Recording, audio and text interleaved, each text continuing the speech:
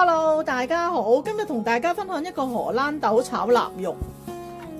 我呢份荷蘭豆咧買咗4個半港紙，佢9蚊2份蔬菜，咁我買咗2份唔同嘅蔬菜。臘肉咧有半條，另外有啲薑同埋蒜頭嘅。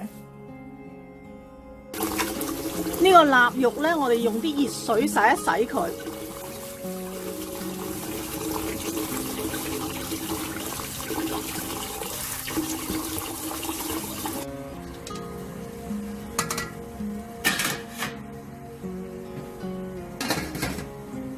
呢個臘肉咧，我哋中火蒸佢45分鐘。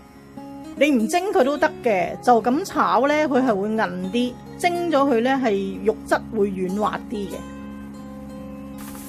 呢個荷蘭豆咧，頭尾腦嘅纖維，我哋搣咗佢。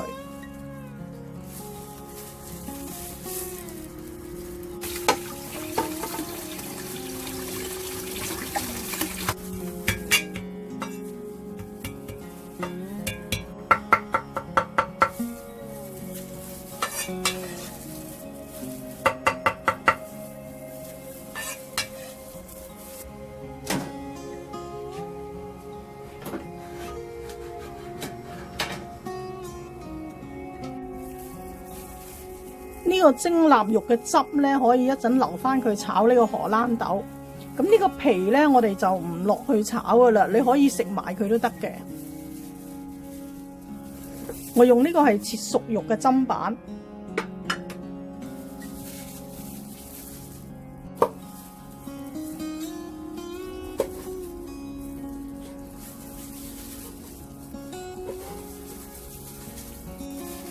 呢個臘肉咧，你直切都得，斜刀切咧，等佢大塊啲咧都得嘅。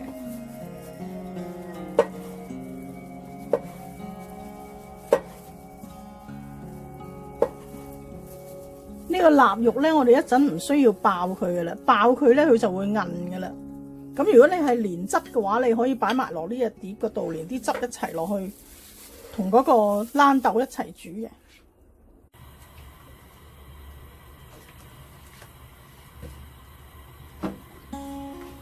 爆一爆呢個薑蓉、蒜蓉，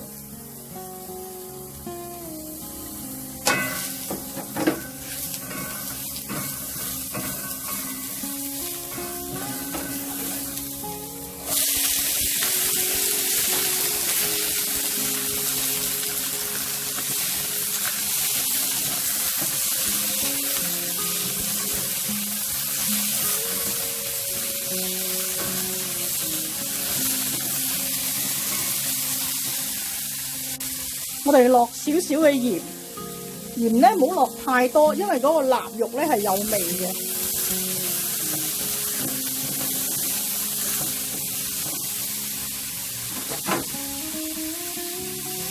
蘸1湯匙嘅紹酒，冚蓋焗佢30秒。如果你唔落紹酒咧，你都可以落1湯匙嘅清水。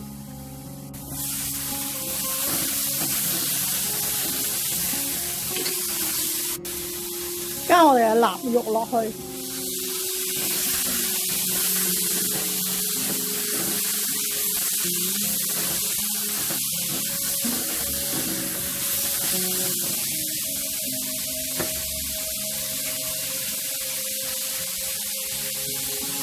落返1茶匙嘅糖，和一和個味。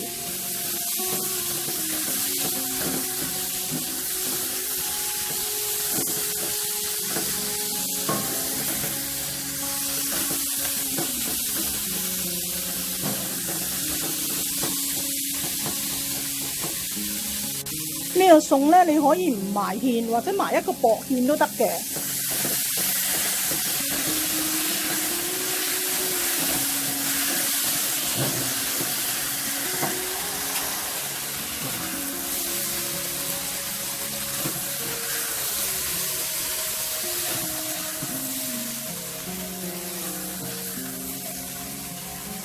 呢個芡汁咧，其實要薄到咧，你係埋咗芡咧都唔覺得埋芡嘅。